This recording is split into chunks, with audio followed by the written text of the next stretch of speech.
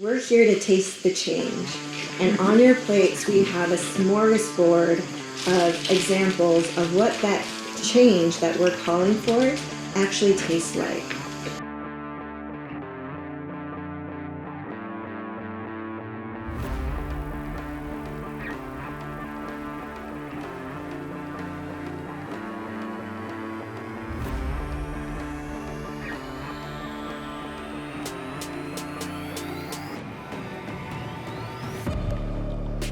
All of these are products that support farmers who are implementing these important practices.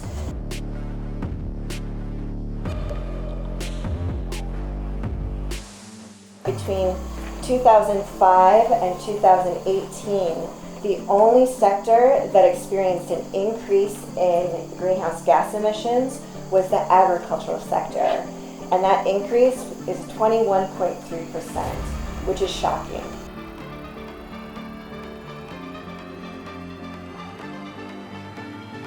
The Farm Bill is a package of legislation that's passed roughly about every 5 years and has a tremendous impact on farming livelihoods, how our food is grown, and what kinds of food is grown. Just because you got a heartbeat and a farmer gap, you shouldn't get money from the government.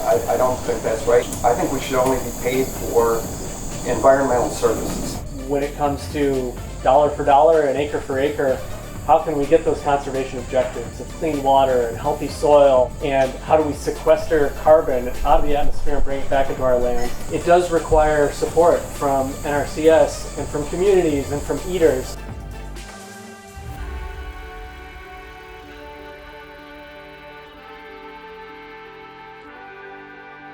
Over the last year, Clean Wisconsin has been analyzing data to see which practices have the greatest potential for sequestering carbon and carbon equivalents.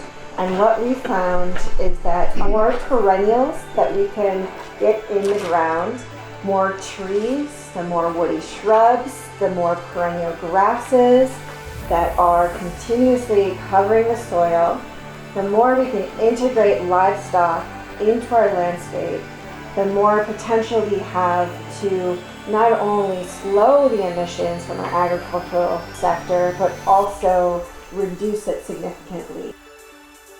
When we look across the fields, you don't necessarily see policy, but I think with the wisdom in the group here from all the different organizations and the farmers' experiences, everyone can start to see the layers of how policy affects what we see here. And that's through the subsidies, it's through the insurance, it's through the cost share, and importantly, it's through the cultures and norms that also get shaped by what's acceptable and what's mainstream and what's considered valued. And nationally, about 75% of the applications that go into EQIP are unable to be funded because of the level of funding that exists currently. Their talk is of cutting conservation programs to fund this non-problem that really will not help Midwestern farmers, and frankly will be helping a very small fraction of farmers who already had record prices this year.